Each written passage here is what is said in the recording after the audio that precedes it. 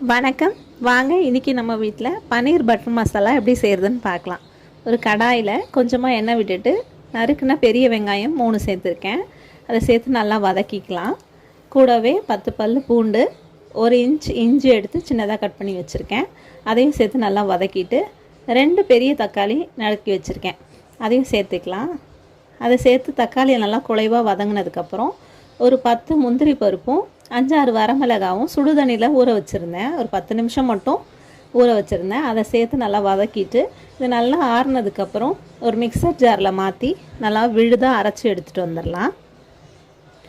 இப்போது நம்ம பன்னீர் பட்டர் மசாலா செய்ய ஸ்டார்ட் பண்ணலாம். ஒரு கடாயில் கொஞ்சமாக பட்டர் சேர்த்துட்டு கூட நீங்கள் வேணுன்னா கொஞ்சம் எண்ணெய் சேர்த்துக்கலாம். நான் பட்டரே சேர்த்துருக்கேன்.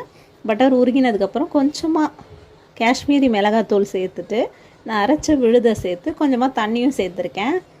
இதெல்லாம் நல்லா கொதி வரும்போது 1 டீஸ்பூன் உப்பு, 1 டீஸ்பூன் சர்க்கரை, வெள்ளை சர்க்கரை சேர்க்கணும். அப்போ தான் தக்காளியோட அந்த புளிப்பு டேஸ்ட்டு நமக்கு என்ஹான்ஸ் பண்ணி கொடுக்கும்.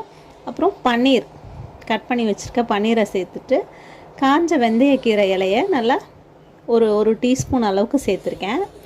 ஃப்ரெஷ் க்ரீம் இருந்தால் நீங்கள் ஃப்ரெஷ் க்ரீம் சேர்க்கலாம்.